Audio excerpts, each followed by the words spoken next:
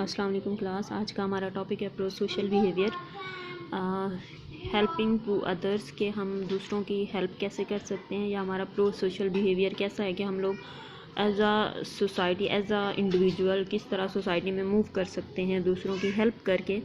और जब हम एक दूसरे की हेल्प कर रहे होते हैं तो क्या होता है, ये सोशलाइजेशन में एक प्रो सोशल बिहेवियर होता है जिसमें हम किसी की हेल्प करते हैं तो कोई हमारी हेल्प करता है, फिर एक बंदा दूसरे की हेल्प करता है, फिर वो तीसरे की हेल्प करता है। मतलब ये एक प्रो सोशल बिहेवियर है। इसमें सबसे पहले ऑल्ट्रिज्म।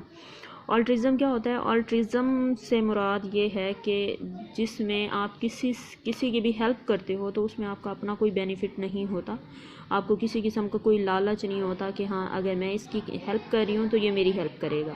नो, इसमें यही है ऑल्ट्रिज्म। आप बगैर किसी लालच के, बगैर किसी रिवार्ड के आप दूसरे बंदे की हेल्प करते हो जिसमें आपको पता हो आपको कोई बेनिफिट नहीं होना। जैसे फॉर एग्ज़ाम्पल कि आपके शहर में अगर कोई एक बंदा आया है, फ़ॉरेन है, मतलब फॉरनर है, वो आया हुआ है, वो आपसे रास्ता किसी जगह का पूछ रहा है, आप फ़ौरन उसे बताते हो, बल्कि हेल्प करते हो, कोशिश करते हो कि अगर वो नज़दीक जगह है तो आप उसे छोड़ के आ जाओ खुद।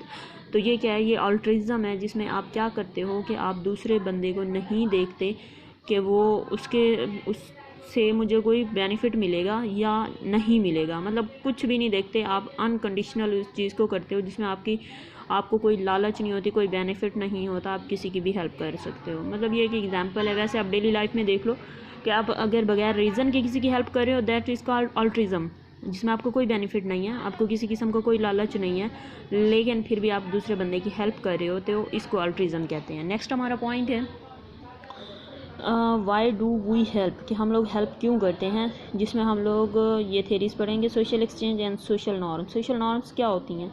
सोशल नॉर्म्स का मतलब है कि हमारी सोसाइटी में जो वैल्यूज़ बनाई गई हैं उनको सोशल नॉर्म्स कहते हैं। ये हमारे नॉर्म्स हैं। फॉर एग्ज़ाम्पल कि दूसरों की हेल्प करना, दूसरों के काम आना, ये हमारी क्या है? हमारी सोशल नॉर्म है कि हम लोगों ने क्योंकि सोसाइटी में मूव करना है, सोसाइटी में ही रहना है, तो हम अकेले तो नहीं रह सकते, तो हम एक दूसरे के लिए हेल्पफुल होंगे। जैसे फॉर एग्ज़ाम्पल कि बहुत पहले जब पैसा ईजाद नहीं हुआ था, सदियों पहले, जब पैसे की कोई नहीं थी, मतलब कोई पैसा नहीं था, कोई सोने की चीज़ नहीं दी जाती थी या चांदी की चीज़ नहीं रख के दी जाती, तब क्या लोग क्या करते थे, एक दूसरे के साथ किस तरह प्रो सोशल बिहेवियर उनका होता था। फॉर एग्ज़ाम्पल अगर एक बंदे को कपड़ा बनाना आता है और दूसरे बंदे को खाना बनाना आता है, मतलब खाना बनाने का मतलब है कि कोई खेती बाड़ी का काम करता है, तो वो फिर क्या करता था, वो अपना कपड़ा बनाकर उस बंदे को देता था और उससे फॉर एग्ज़ाम्पल गंदम लेके वो खुद इस्तेमाल करता था। तो ये क्या था? ये सोशल एक्सचेंज था, जिसमें हम लोग क्या कर रहे हैं, हमारी सोशल नॉर्म्स हैं कि हम लोगों ने वो काम करना है जो हमारी सोसाइटी के लिए बेनिफिट हो।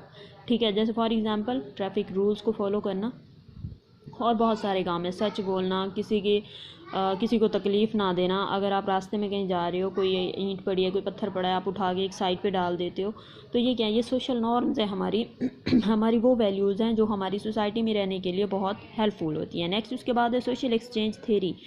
What is the social exchange theories? The theory that human interactions are transactions that aim to maximize one rewards and minimize one's cost.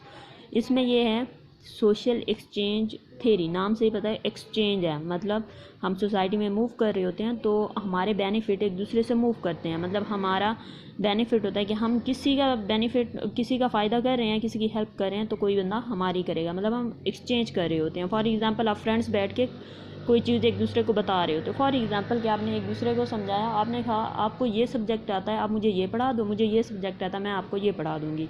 तो ये क्या हुआ? ये सोशल एक्सचेंज थ्योरी है कि हम सोसाइटी में रहने के लिए क्या करते हैं कि उस चीज़ को ट्रांजैक्शन कर रहे होते हैं कि जो चीज़ मेरे पास है मैं आपकी हेल्प कर देती हूँ, जो आपके पास है वो आप हेल्प कर दो। फॉर एग्ज़ाम्पल आप ग्रुप में होते हो, आपका पूरा एक ग्रुप है फ्रेंड्स का, आप ये करते हो, पानी की बोतल एक बंदा ले आया, खाना एक बंदा ले आया, लंच, तो क्या करते हो? ये भी आपकी सोशल एक्सचेंज थ्योरी है कि सोसाइटी में रहने के लिए आपने क्या किया, उस चीज़ को ट्रांजैक्शन कर ली चीज़ों की, कुछ आप ले आओ, कुछ मैं ले आऊँ। हम लोग जो एक दूसरे को कह रहे होते हैं कभी भी ग्रुपिंग में या वैसे ही कोई हमारी इनफॉर्मल कोई पार्टी हो, तो हम क्या कर रहे होते हैं एक दूसरे को, आपने ये बना के आना है, आपने वो बना के आना है, आपने वो बना के आना है।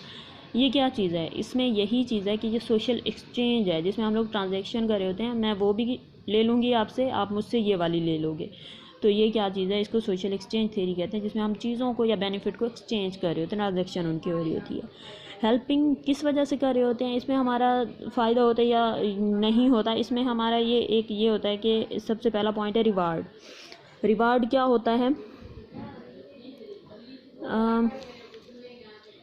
Reverts that motivate helping may be external और इंटरनल, कि हम लोग जब हेल्प कर रहे होते हैं तो हमारी एक हेल्प करने की एक वजह हमारा रिवार्ड भी होता है। अब वो रिवार्ड हमारा इंटरनल भी हो सकता है, हमारा रिवार्ड एक्सटर्नल भी हो सकता है जब भी हम किसी की हेल्प कर रहे होते हैं। फॉर एग्जांपल एक्सटर्नल रिवार्ड ये है कि आपको कुछ लोग अप्रिशिएट करें, अच्छा जी आपने फ़लाँ अच्छा काम किया, आपने उस बंदे की हेल्प की है, देन ये एक मतलब ऐसा है रिवार्ड है जो एक्सटर्नली तौर पर आपको कोई और दे रहा है। इंटरनली तौर पर क्या होगा कि आपने किसी की हेल्प की, किसी को बताया नहीं, लेकिन आपके अंदर से सेटिस्फाइड हैं कि हाँ जी ये चीज़ है जो कि मैं खुद से, मुझे इंटरनली रिवार्ड यही मिल रहा है कि मैं खुद से सेटिस्फाइड हूँ, मतलब मेरा ज़मीर इस टाइम जिंदा है कि हाँ मुझे ये काम करना चाहिए। एक्सटर्नल रिवार्ड ये होता है कि आपको एक्सटर्नली तौर पर कुछ दिया जा रहा हो। फॉर एग्जांपल आपने किसी ऐसे बंदे की हेल्प की जिसकी वजह से आपको कुछ मिला। फॉर एग्जांपल वो कुछ भी हो सकता है, आपको कुछ पेमेंट मिली, कोई आपको बुक मिली, कुछ भी मिला, तो ये क्या है, किसी की हेल्प करने का ये एक्सटर्नल रिवार्ड है। इंटरनल रिवार्ड वो होगा इंटरनली तौर पर। फॉर एग्जांपल किसी बंदे को ब्लड की ज़रूरत थी, आपने बगैर बताए, बगैर कुछ किसी को इन्फॉर्म किए आपने एक खून की बोतल अतिया कर दी, तो ये क्या चीज़ है, ये आपका इंटरनली रिवार्ड है, जिसमें आप किसी को भी नहीं बताते लेकिन इंटरनली आप सेटिस्फाइड हो, हाँ जी मैंने किसी की हेल्प की है, कोई मेरी वजह से बच गया है। तो ये इंटरनल और एक्सटर्नल रिवार्ड होता है, जिसकी ये भी एक रीज़न होती है कि हम दूसरों की हेल्प क्यों कर रहे होते हैं।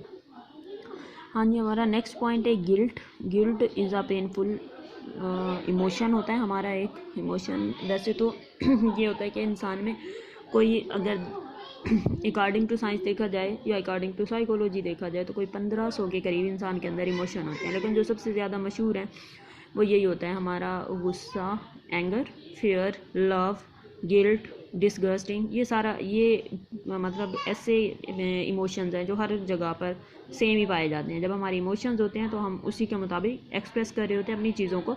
फॉर एग्जांपल आपको गुस्सा आया हुआ है तो आपके फेस एक्सप्रेशंस, आपकी बॉडी लैंग्वेज से पता चल जाता है जी आपको ये है। दूसरा, अगर आपको गिल्ट वाला इमोशन आ रहा है, पेनफुल इमोशन होता है गिल्ट के, आपको खुदा ना खास्ता कोई ऐसा गिल्ट है, आप कहते हो शायद मुझे उसकी हेल्प करनी चाहिए थी, मैं नहीं कर सका, आपके अंदर वो गिल्ट रह जाता है, पेनफुल होता है, आपको वो पेन महसूस होता रहता है। तो इसको यही होता है कि हम लोग गिल्ट से बचने के लिए भी दूसरों की हेल्प कर रहे होते हैं। हमारे अंदर एक ये अल्लाह ने एक सेंसेस रखे हैं कि हम ये चाहते हैं कि हम दूसरों के लिए हेल्पफुल हों, ताकि हमें गिल्ट ना हो, ताकि अगला बंदा सेटिस्फाइड हो, ताकि हमें इस्लामिक पॉइंट ऑफ व्यू से देखा जाए तो हम कहते हैं हमें सवाब होगा। अल्लाह किसी के भी मतलब ये है कि हमारे जो गुनाह हैं वो माफ़ कर दिए जाएंगे। तो क्या है कि गिल्ट एक पेनफुल इमोशन है जिससे बचने के लिए हम दूसरों की हेल्प कर रहे होते हैं according to Islamic point of view से। ये है। दूसरा, सोसाइटी से यही है कि आप एक दूसरे की हेल्प कर रहे होते हो तो क्या होता है कि आपके अंदर वो जो गिल्ट वाला इमोशन है वो ख़त्म होना शुरू हो जाता है, आप एक अच्छे तरीके से एक अच्छे इंसान बन जाते हो, हाँ जी, दूसरों की हेल्प करके। नेक्स्ट हमारा पॉइंट है फील गुड डू गुड। इसमें इस पॉइंट में यह हो कि जब हम लोग फील गुड करते हैं तब हम डू गुड करते हैं। फॉर एग्ज़ाम्पल कि जब हम लोगों पे इफ़ेक्ट अच्छा पड़े या हमारा मूड अच्छा हो तो हम दूसरों की हेल्प ज़्यादा करते हैं। एक सैडनेस वाला इंसान या एक गम में रहने वाला इंसान तो वैसे ही दूसरों की हेल्प करता ही करता है, क्योंकि उसने खुद वो गम या दुख देखे हुए होते हैं, वो कहता है कि चलो दूसरे की हेल्प कर दूँ। लेकिन ये होता है कि जो हमारा अच्छा मूड होता है या हमारे जब हम लोग अच्छा फील कर रहे होते हैं तब भी हम कोशिश करते हैं या लोग कोशिश करते हैं कि हम दूसरों के लिए हेल्पफुल हों। आप खुद भी इसको थोड़ा सा एक्सपीरियंस करके देख लो कि जब आपका मूड बहुत अच्छा होता है फिर क्या करते हो, बहन भाइयों के लिए एक दूसरे के साथ बड़ा अच्छे तरीके से पेश आना और उन्हें कुछ भी बना के दे देना। अगर आप बड़ी हैं घर में, आप कुछ भी बना के दे देना, उनके लिए बहुत हेल्पिंग होना, उन्हें पढ़ा देना। लेकिन जब आपका मूड बुरा होता है फिर क्या करते हो, सैड वाला नहीं, मतलब गुस्से वाला, फिर क्या करते हो, दफ़ा हो जाओ यहाँ से, नहीं पढ़ाऊँगी, नहीं करके दूँगी मतलब छोटे बहन भाइयों को कुछ ना कुछ आप बोल रहे होते हो। तो ये क्या होता है कि जब हम पे इफ़ेक्ट अच्छा पड़ता है तो हम अच्छा काम करने की कोशिश करते हैं, उसको अच्छा दिखाने की भी कोशिश करते हैं। लेकिन जब हमारा मूड बहुत बुरा होता है तब हम यही करते हैं कि एक बंदे की हेल्प भी नहीं करते, हम कहते हैं नहीं, हमें गुस्सा आए ना आए कि हम नहीं हेल्प करेंगे इस चीज़ की। तो यही चीज़ है कि फील गुड डू गुड। जब आप बहुत अच्छे मूड में होते हो तब आप बहुत अच्छे काम करने की कोशिश करते हो। नेक्स्ट पॉइंट है social responsibility norm and expectations that people will help those needing people, मतलब एक एक्सपेक्टेशंस होती हैं हमारी, कुछ समझ लें उम्मीदें होती हैं कुछ लोगों से कि जो नीडी पीपल हैं, जो उस टाइम उन्हें ज़रूरत है वो उनकी हेल्प करेंगे। तो ये भी हमारा एक रिस्पॉन्सिबिलिटी नॉर्म होता है, ये भी एक थ्योरी है कि हमारे अंदर एक रिस्पॉन्सिबिलिटी नॉर्म भी होता है कि हाँ जी ये हमारी रिस्पॉन्सिबिलिटी है कि हमने इसको करके देना है। फॉर एग्जांपल जैसे पहले इसकी एग्जांपल दी, एक फार्मर आया हुआ है तो ये आपकी रिस्पॉन्सिबिलिटी है as a society member, social member या इंडिविजुअल, कि आपने उस बंदे की हेल्प करनी है। क्यों? क्योंकि वो यहाँ पर किसी को भी नहीं जानता, उसे नहीं पता कहाँ जाना है कहाँ नहीं जाना, या उसकी जो मंजिल है वो कहाँ पर है। तो ये क्या है कि ये सोशल रिस्पॉन्सिबिलिटी नॉर्म है, इसमें आप उसकी हेल्प करना आपका फ़र्ज़ बनता है। दूसरी ये है कि लाजमी नहीं है इस बुक में से जो एग्ज़ाम्पल्स दी गई हैं उसी को ही आप फॉलो करो। आप डेली लाइफ से कोई भी एग्ज़ाम्पल दे सकते हो, किसी भी किस्म की जो इससे रिलेटेड बनती है टॉपिक से, आप कोई भी देना चाहो, इसका कोई इशू नहीं होता। नेक्स्ट उसके बाद है जेंडर एंड रिसीविंग हेल्प। इसमें ये है कि जेंडर एंड रिसीविंग हेल्प का ये मतलब वैसे ये भी होता है कि वुमेन ज़्यादा हेल्प करती हैं या मैन ज़्यादा हेल्पफुल होते हैं, मतलब कौन सा जो जेंडर है वो ज़्यादा हेल्पिंग होता है कि हमारी हेल्प ज़्यादा। फॉर एग्जाम्पल ये होता है कि अगर आप अपनी गाड़ी लेके कहीं पर जा रहे हो, आपकी गाड़ी ख़राब हो गई है, कोई औरत गुजरेगी तो शायद वहीं नहीं रुकेगी, लेकिन अगर मर्द गुजरेगा तो वो ज़रूर रुक जाएगा। वैसे तो हमारी सोसाइटी का एक ये भी एक अच्छा ही पन है कि अगर फॉरेन कंट्रीज़ में देखें तो अगर आप कहीं पर सफ़र कर रहे हो तो आपको इक्वलिटी है कि अगर औरत खड़ी है और मर्द बैठे हों तो वो उठ के नहीं खड़े होंगे बल्कि वो बैठे रहेंगे, क्योंकि इक्वलिटी है, आप खड़ी हैं तो बस खड़ी हैं। लेकिन हमारी सोसाइटी में एक ये बहुत अच्छी बात है कि जब हम कहीं पर सफ़र कर रहे होते हैं, अगर कोई आदमी बैठा है और कोई औरत आ जाए तो वो फ़ौरन उठ के खड़े हो जाते हैं। इतना इज़्ज़त एहतराम अब भी हमारे मुल्क में है। तो इसमें यही चीज़ कह रहे हैं कि रिसीविंग हेल्प या फिर हेल्पफुल करने वाली कौन सा जेंडर होता है, मैन का होता है या वुमेन का होता है। कुछ ये होता है कि सिचुएशंस भी वेरी कर रही होती हैं, कुछ सिचुएशंस ऐसी होती हैं जिसमें वुमेन ज़्यादा हेल्पफुल होती हैं, कुछ में मैन ज़्यादा हेल्पफुल होते हैं, और कुछ सिचुएशंस ऐसी होती हैं जिसमें मैन ज़्यादा हेल्पफुल होते हैं औरतों की निस्बत। ये सिचुएशंस वेरी कर रही होती हैं। इसमें हम बहुत सारी रिसर्चेज इस पर की गई हैं, लेकिन अभी तक कोई इसका सही पॉइंट या सही आंसर नहीं किया गया कि इसमें से कौन सा जो जेंडर है वो ज़्यादा हेल्पफुल होता है। बस कोई वो सिचुएशंस वेरी कर रही होती है, कंडीशंस वेरी करती हैं कि हाँ जी कौन सा उसका है। नेक्स्ट उसके बाद है एवोल्यूशनरी साइकोलॉजी। एवोल्यूशनरी साइकोलॉजी इसका हम लोगों ने थोड़ा सा कल भी पढ़ा था। एवोल्यूशनरी साइकोलॉजी क्या होता है? Humbling human image offer. इसमें एवोल्यूशनरी जो साइकोलॉजी है उसका वही है कि आप एवोल्यूशन के मुताबिक या जीन्स जो हमारी होती हैं उन जीन्स के मुताबिक हमारी जो करैक्टरिस्टिक्स होती हैं वो एक नस्ल से दूसरी नस्ल में आती रहती हैं। मतलब जो करैक्टरिस्टिक्स हमारी आ रही हैं, जैसे हम लोग कहते हैं कि बहुत सारी हमारी जो विरासती करैक्टरिस्टिक्स होती हैं वो विरासत से आ रही होती हैं। मतलब खुदा ना खास्ता कुछ लोगों का ये होता है कि उनकी फैमिली में जीन्स में एक बीमारी चल रही होती है, जैसे खुदा ना खास्ता ब्लड प्रेशर हो गया, शुगर हो गई, दिल की बीमारी हो गई, मतलब कोई भी प्रॉब्लम वो उनकी जीन्स से आ रही होती है। वो जीन्स क्या होती हैं उस टाइम, वो जो जीन्स एक दूसरे की तरफ ट्रांसफ़र हो रही होती है एक नस्ल से दूसरी नस्ल में, वो जो जीन्स होती हैं वो एक्टिव हो जाती हैं, पैसिव नहीं होती। और कुछ ऐसी जीन्स होती हैं जो एक नस्ल में एक्टिव थी तो अगली 7 नस्लों में वो पैसिव हो जाती हैं, एक्टिव नहीं होती। तो इसको एवोल्यूशनरी साइकोलॉजी कहा जाता है कि हमारी जीन में कुछ कैरेक्टरिस्टिक्स होती हैं जो एक नस्ल से दूसरे नस्ल में आती रहती हैं। अब एवोल्यूशनरी साइकोलॉजी के बाद पॉइंट है किन सिलेक्शन। किन सिलेक्शन का ये मतलब है कि जब हम लोग हेल्पफुल करते हैं, ये जो एवोल्यूशनरी साइकोलॉजी है दोबारा बता दूं, इसका आप पता नहीं समझ रहे होंगे क्या रिलेशन है इसका। तो वो यही चीज़ है कि कुछ कैरेक्टरिस्टिक्स हमें अपने पेरेंट्स से मिल रही होती हैं। मतलब कहा जाता है कि अगर गुस्से वाला बाप है तो गुस्से वाला बेटा होगा। कैरेक्टरिस्टिक्स नस्ल दर नस्ल चली आ रही हैं। तो इसमें भी हेल्पफुल का भी यही है कि कुछ ऐसे लोग होते हैं जो बहुत ज़्यादा हेल्पिंग होते हैं दूसरों के लिए, तो ये होता है कि उनकी जो औलाद होती है वो भी बहुत ज़्यादा हेल्पिंग होती है। मतलब ये एक्टिव उसका कह रहे हैं कि जीन जो है वो एक्टिव हो जाती है, एवोल्यूशनरी साइकोलॉजी। नेक्स्ट उसका है किन सिलेक्शन। किन सिलेक्शन का मतलब है कि जो रिलेटेड टू जीन होते हैं आप पहले उनकी मदद करना चाहते हैं। फॉर एग्जाम्पल यहाँ पर अगर इसकी एग्जाम्पल इसकी वो देख लें definition, the idea that evolution has selected altruism toward one's close relatives to enhance the survival of mutually shared genes।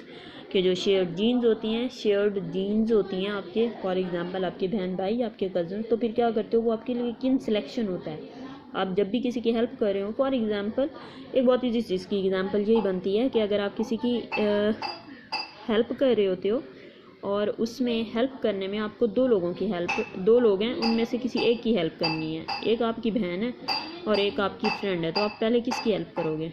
कोशिश करोगे बहन की करोगे। क्यों? क्योंकि वो किन सिलेक्शन है, जीन्स रिलेटेड है। आपकी बहन है, सिबलिंग आ रही है आपका, क्योंकि जीन्स है, खून का रिश्ता है, इस वजह से आप क्या करते हो, जिसमें फेवरेटिज़म आ जाता है कि आप उस बंदे की ज़्यादा हेल्प करने की कोशिश करते हो, ये किन सिलेक्शन है। या फॉर एग्ज़ाम्पल आपने दो लोगों की हेल्प करनी है, जिसमें एक आपका दोस्त है और एक वो बंदा है जिसको आप नहीं जानते, तो आप किसकी करोगे? अपने दोस्त की करोगे। आपको मैं तो नहीं जानती भाई है कौन वो, तो किसकी करोगे? अपनी फ्रेंड की। तो ये किन सिलेक्शन है कि वो जो आपके फेवरेटिज़म होता है वो आपके अंदर आ जाता है, आप हेल्प करते हुए उस चीज़ को देखते हो। नेक्स्ट उसके बाद यहाँ पर एक डेफिनेशन की गई एम्पथी का मतलब होता है कि यहाँ पे इसकी जो डेफिनेशन है, the various experience of an another feelings putting one self in another shoes. इसमें यह है कि आप दूसरों की तकलीफ़ में खुद को फील करते हो उस जगह पे रख के। फॉर एग्ज़ाम्पल खुदा न खास्ता किसी के बिलेव्ड वन की डेथ हो जाए, खुदा न खास्ता कह रही हूँ, किसी के फादर की डेथ हो जाए और आप खुद से ये फ़ील करो कि खुदा न खास्ता मेरे फादर की हो जाए तो मुझ पे क्या गुजरेगी, इस टाइम उस पे क्या गुजर रही है। तो वो जो आप अपनी सेल्फ़ को उसकी सेल्फ़ की जगह रख के फ़ील करते हो जो पेन, उसको एम्पथी कहते हैं। इस वजह से कहा जाता है कि जब भी आप किसी की हेल्प कर रहे हो तो एम्पथी फ़ील किया करें, सिंपैथी ना फ़ील किया। सिंपैथी क्या होता है? सिर्फ हमदर्दी, सिर्फ हमारे ढकोसले किस्म के वर्ड्स जिसमें हम बोल रहे हैं जी मुझे बहुत आपके साथ हमदर्दी है, मुझे बड़ा दुख है आपके साथ, फ़ौरन हम उस दुख को भूल भी जाते हैं। एम्पथी वो होती है जिसमें हम फ़ील कर रहे होते हैं उस बंदे का दुख, हम ये रख के सोचते हैं कि अगर खुदा ना खास्ता इस जगह पे हम लोग होते तो क्या होता, मतलब हम क्या फ़ील कर रहे होते इस टाइम, जो उनकी फीलिंग्स हैं। तो इसको एम्पथी कहा जाता है कि जब भी किसी की हेल्प की जाए तो एम्पथी फ़ील करके किया करें, सिंपैथी फ़ील ना किया करें। आई थिंक सो कि आप लोगों को समझ आ गया होगा। अगर कोई पॉइंट नहीं समझ आया तो मुझे दोबारा बता दीजिएगा क्लास। ओके जी, अल्लाह हाफिज़।